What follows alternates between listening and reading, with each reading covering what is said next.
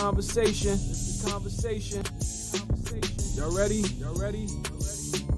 Let's go. Let's go.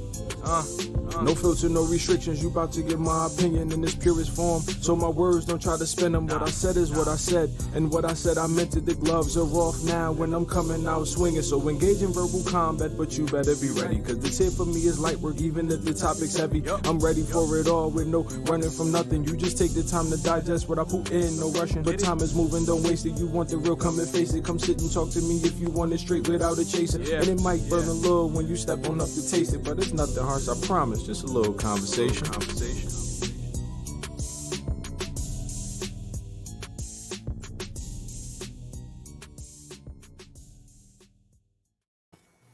Hello and welcome to The Conversation with Harold and Dave. I am Harold. And I'm Dave. And we definitely thank you for tuning in today. Today's conversation will be focused on politics, and more importantly, do we need to do away with the two-party system? Dave, what's your perspective?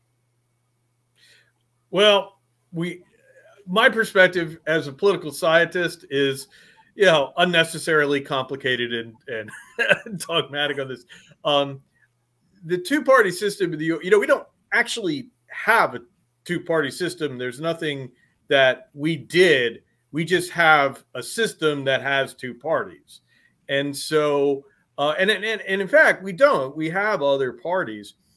What we have in the United States is an electoral system that favors two parties existing, right? And so we have in the U.S.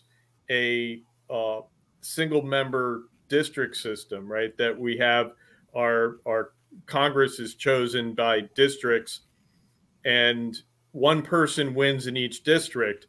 And as opposed to countries like, say, Germany, where you have a proportional representation system where they don't have districts, you just vote and the seats in the legislature are distributed there. And there's actually something called Duverger's law. Duverger is some French dude who came up with the law. But it says that when you have the type of system where you have a single member districts, you have two parties will emerge. So countries like the United States, like Britain, like India, all of which have that system, they have two parties. Systems that have proportional representation have many parties. So, I guess the big question there is, we could talk about whether the two-party system is good, but it comes down to, do you want to change the electoral system? Is the big thing. True, and very true. And I know there's been a lot of talk about the Electoral College in recent years, not just recent years, but I think since the whole situation, starting with, as far as I can remember, when George Bush, the second George Bush, went into the White House under some level of scrutiny and dangling chads and missing chads or pregnant chads here in Florida. We had that whole debate that began to emerge about the Electoral College, which again, like you said, it favors the two most dominant parties, which is what our system currently has. But like you said, it doesn't. We don't have a two-party system. We just have two dominant parties that seem to every year have a favorable advantage in utilizing the system of elections that we do have. Yeah. Although it's not the Electoral College per se. Okay. That's got its own problems to it, for sure. It's the idea that we have geographic districts that one person represents, and those are created, and so we can throw in, like, there's not just the Electoral College. We can throw in the whole gerrymandering issue, because gerrymandering only exists where you have these single member districts. And but I mean, so the change would be more radical than doing away with the Electoral College. It would be, hey, we're going to change how we put people into Congress. Instead of having people from representing your hometown, you just go and vote for a party, and then the party picks who, you know, if they get, like in Germany, if they get more than 5% of the vote, then they get a percentage of the votes in the legislature proportionate to what they get. And that would change, you know, the whole way it works. Right. And not necessarily, you know, it's trade-offs. It's trade-offs. But yeah, so like I say, immediately you ask the political scientist, and I immediately blow the conversation up. I'm sorry about that. I love it. I love it. I love it. Not a problem. But again, since Oh, we we're do such have two assholes. dominant parties, Republican and Democrat, you know, the Republican Party's biggest strengths, in your opinion, what are the biggest strengths and biggest weaknesses? Oh, wow. And now, first of all, the Republican Party, you know, we do now and then get a realignments. And so, you know, you can have third parties emerge. And in fact, the Republican Party emerged and displaced another party. Right. I am from a Republican family. However, we are of that Wall Street wing. And to talk about the Republican Party today is very difficult. You know, the Republican Party used to have, have the conservatives as its base, and there used to be a certain ideology and discipline to it. And when I was, you know, back in the 80s, when I was voting for Reagan, because I did that back then, because my choice was Mondale, you know, and throw stones. Okay. But no, I was, the Democrats of that era were disorganized and, you know, just really, you know, horrible things. The Republicans had a conservative ideology. They had a free market ideology. And we don't have that today. You know, that all of that stuff kind of got flushed. The last Republican I can recall was, you know, was like Paul Ryan, you know, was the last of the kind of intellectually driven, policy driven guys. He's been pushed out. So today it's really tough to look at the Republican Party as anything but a party that's tearing itself apart between the Trump populists and the traditional conservatives. And I think the strength of that party I don't see, I have real trouble coming up with anything other than that they are very strong in a lot of places. They've had a lot of success at state houses. They are very firmly entrenched, and they are capturing a right of center position that a lot of people in the United States have. And, you know, for a lot of people, they aren't Democrats. So there you go. Right. And if I could, you know, also offer, I think one of their biggest strengths is messaging. Whether it's a good or bad message, they know how to message. They know how to reinforce that message. They know how to continue to push that message.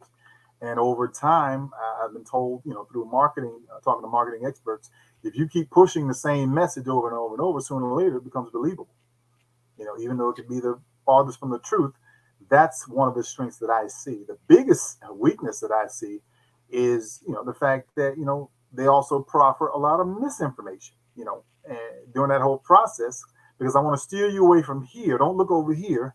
I want you going in this direction. So if I could submit those two, and I don't know if, you know, you want to, you know, expound, but I would submit those two as far as what I see as a big weakness and a big strength. And, you know, I totally agree. That has been their strength. And that would have been like one of the number one things, that when they're on a message, they're on a message. And to a certain extent, their problem is that strength does, when you have two messages going out, right? That becomes right. You know, you lose the unity, you lose the messaging. So, but yeah, you're absolutely right. That has been their traditional thing, whereas Democrats are all over the board. Yeah, we have no idea where they're going, and I don't think they know where they're going. But also, it also brings to mind that, when you looked at when President Barack Obama was elected to office, you had the emergence of the Tea Party, which connected itself with, I guess, one of those fringe groups that connected itself to the Republican Party. And then now you're having a lot of others that were kind of, I guess you could say, underneath the surface, maybe bubbling up, behind the scenes when you're looking at the Oath Keepers and, some of these other groups that are now affixing themselves to the Republican Party. And, I have to wonder, and I don't know if you can give some insight, how is it that they've chosen that direction versus the other direction? And there's more to this, so I'll wait your response. I think, Theda Skocpol and forget the woman's first name, but Skocpol and Williamson wrote a book about the Tea Party, and they went out and they did field work on them, and they discovered their view of the Tea Party is that these were folks who, it was large. They didn't recognize the country they were living in. They were nostalgic for an era. They thought that there weren't hardworking people in the U.S. That basically a lot of people were slackers, and they yearned, as they put it, they yearned to return the U.S. to kind of a nostalgic past, and they wanted the old U.S. for their children and their grandchildren, whether their grandchildren wanted it or not, right? And that was one of the great lines from their book.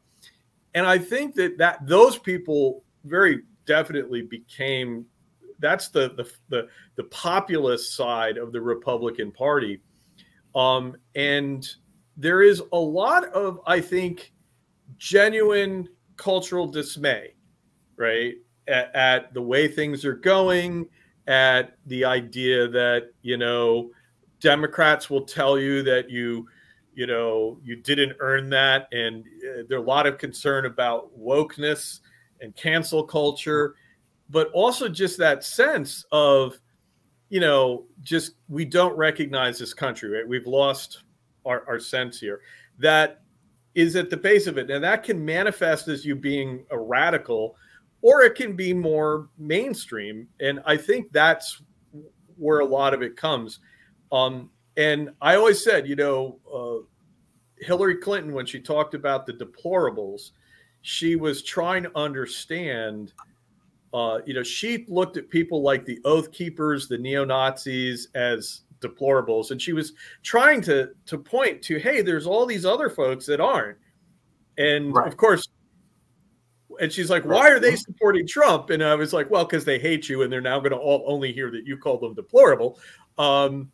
But part of that is they were these people who are feel alienated and are doing a lot along those lines. And how you get, the Republican Party is kind of increasingly hostage to that side of things. And that's where the Oath Keepers slip in, and a lot of the folks who are really not mainstream, but they're on the fringe of what is a mainstream for a lot of, let's face it, white people. You're not seeing the country as every TV show has to have a gay couple, a lot of white people are like, where do we fit in all this? Please don't include me in that. Okay. But but this is what the research shows. Okay. Right. But I guess, from being a Black person, when I hear taking the country back to, how far back are we trying to go? What are we trying to change it back into? Because it wasn't very favorable for people of color or Black people back in those times. And then, when I hear our country doesn't look like it used to, well, our country is evolving.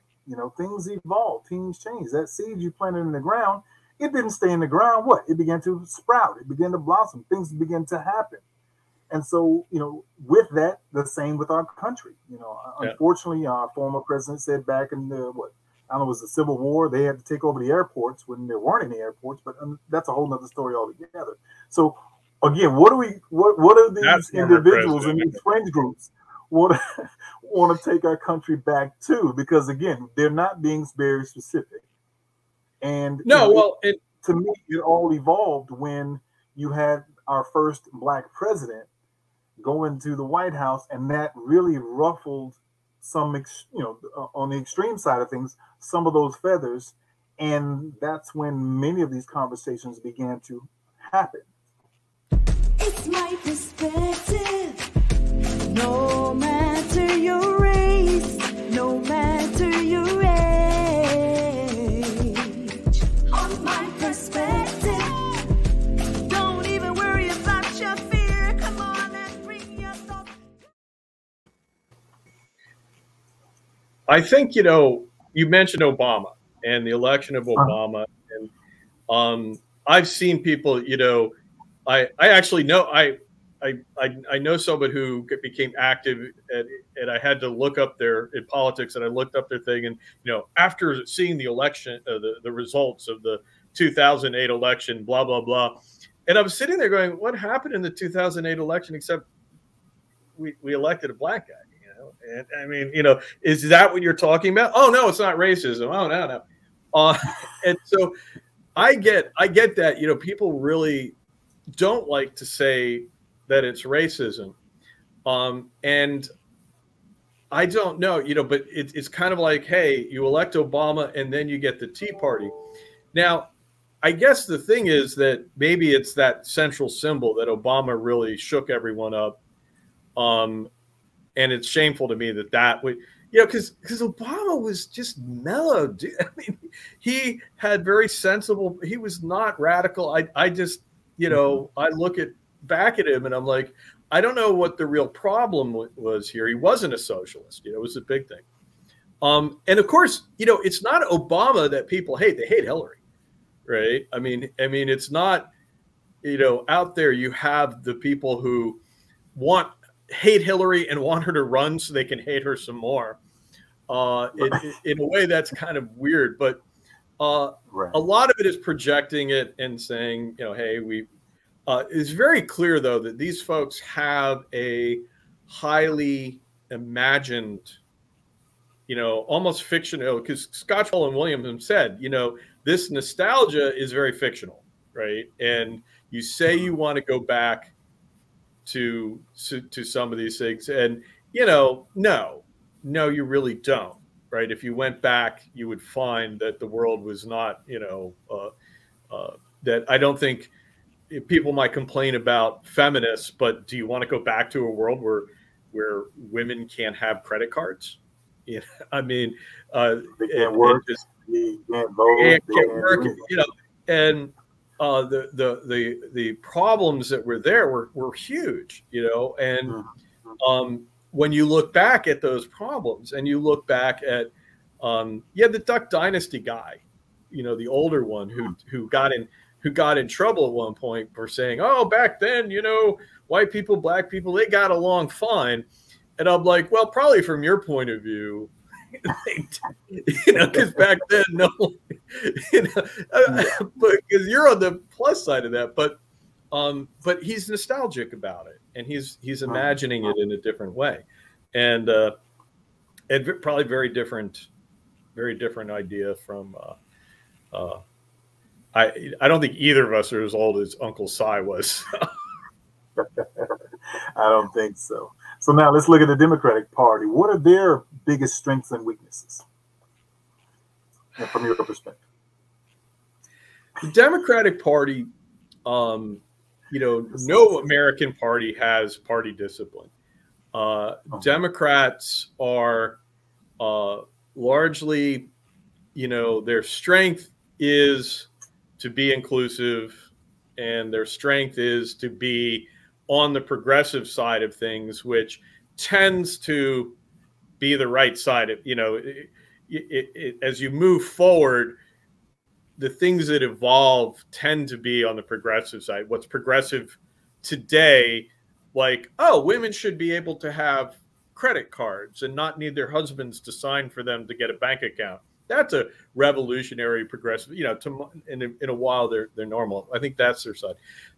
The utter lack of a unifying ideas, I think, is their problem. That they've got such a broad coalition, and you go from very progressive elements of the party to more policy-oriented parts of the policy, of moderate parts, and you have a lot of messaging problems, and they can't message, and they can't have a strategy, and they are not to my mind, they are not an organized party. That it's almost a misnomer to talk about Democrats, other than there's this heading of folks that are not Republicans. You know? Right. And I agree. Messaging is their biggest weakness, and the lack of a consistent message is even worse. I think, personally, that the party focuses more on the people, and trying to provide whatever is needed to help those who may need some additional assistance. I'm for that all day long. If I've been blessed, I don't have a problem with being a blessing to others. However, when you can't message, you can't show people why it's necessary for affordable health care. And when that gets gutted, you can't motivate people to give you free health care. That tells me that you don't know how to just get those two, just health care as a piece that's very vital to the United States and its citizens. Not only that, but you show corporate America how it would benefit them if there was Medicare for all. Because guess what? Now your profit margins, or potential profit margins can go even higher. But, this is where we are in dealing with the Democratic Party. Now, the other question, if we want to try to build a more prominent third party, if we want to try to build a third party to rival those, what would you think it should like, or how should it look, and what differences would you carve out? I think you've got, when you get a third party, usually what happens is a third party develops because the two parties are no longer aligned with the divisions within the country. They no longer line up along the relevant policy discussions or ideological points of view. And that leads to another party emerging that then becomes the other second party. And and that is a possibility with the Republican Party getting in such trouble, right? I think that they have a large, they have a large populist component that is increasingly, distasteful. And again, my family from New Jersey, right, and New York, Wall Street, definitely. Well, I mean, my grandfather and my father both worked on Wall Street. Rockefeller, like, how Rockefeller wing were we? My grandfather was actually a fraternity brother of Nelson Rockefeller, right? And my grandmother used to dance with the guy and be like, "Oh, he has holes in his sweaters. It's horrible. I'm so glad I married you, Fred." But Nelson was their boy, right? Their fraternity brother, who, by the way, lived on $50 a month, which back in the 20s wasn't bad, but it wasn't, I digress. These folks, though, when I look at my family, they are just aghast at what's happened. They can't stand Trump. They just don't know who to vote for. And so if you could have a group of folks who would appeal, if you could have a party that could come up right of center and take away part of the Democratic side of things, that might work, right? And you would have to split off a chunk of the Republican Party and a chunk of the Democratic Party to then become a challenger. I don't know how that works, given the given the states that we have that are very red and where the Republican Party is so well entrenched. But that would be what you might see. So that's very vague. It's a very vague answer. Yeah, well, I mean, but what I would offer is, I think an opportunity for that to happen could have happened after the 2016 election. Because remember, at that time, you had that issue with Bernie Sanders and how the Democratic Party handled that situation. And a lot of America was stirred up behind that and felt if he had started a third party, he might have pulled a chunk of Democrats, a chunk of Republicans. Now the whole idea of socialism, would have definitely been a difficult hurdle to jump over. But I think he had a lot of energy after what transpired, and I would definitely love to hear your take on it, which I thought would have been the most opportune time. Because I do know after that whole snafu took place, the Democratic Party immediately reached out to him for fear that he could have and possibly would have considered doing such. Because had he done that, it would have really changed the dynamic of both parties and forced somebody to say, well, listen, we need to either bend this way or pull them this way. If you got a third party, because once two of those parties begin to kind of meld and build a coalition, that third party is pretty much done. But yeah, your thought.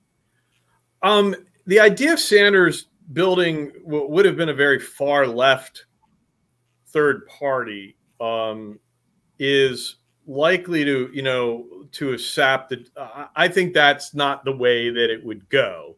That wouldn't be successful because I think that you were going to be taking people from that end. And I also I probably should have brought this up talking about Democrats. One problem you have, I think the Democrats do have, is it's just been shown. I mean, they've done research on this, and Democratic activists are way, way out of line with rank and file Democrats in ways that maybe Republicans aren't, but that, they say that a lot of things appeal to the folks who are active in the campaigns and are knocking on doors. And so they're very Bernie Sanders. And so amongst Democrats, so one question I have is how really popular is that side of things amongst the voters, as opposed to the people who make the decisions and who are the activists, the workers in the Democratic Party. Right. And so I kind of I think his chances were overestimated. I also think at the time they were thinking that a lot of the Trump voters, because the word populist was applied to Trump and to Sanders, I think people made a false equivalent that a lot of the Trump voters were economically motivated. They were the left behind. They were less educated and not making a living wage. So very clearly they could have common cause with what Sanders is trying to do. But I don't agree with that. I think they're more symbolically driven, and that there's a very big difference between the two groups of folks. And so I think that idea that Sanders could bring out a lot of people that they thought Trump was taking away was never really likely to work. Okay. Well, definitely, it's been an interesting conversation. And as we look, forward and try to figure out what's going to happen, I guess down the road, next week, next month, and definitely this November, it's going to be interesting to see if people are motivated to come out to cast their ballots, who they will be deciding should stay, should go, and what will transpire. It's going to definitely make it an interesting conversation. Not only that, but an interesting response when we look at on the other side of November to see which direction this country is going to be moving.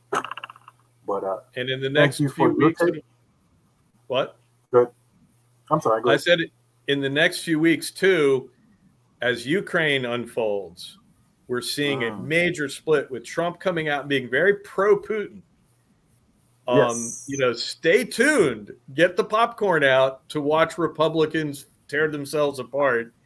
And depending on how that crisis, if it's really a bad thing, that may be something that shifts attitudes about what's acceptable, what isn't. So, well, I will have to see, but that's.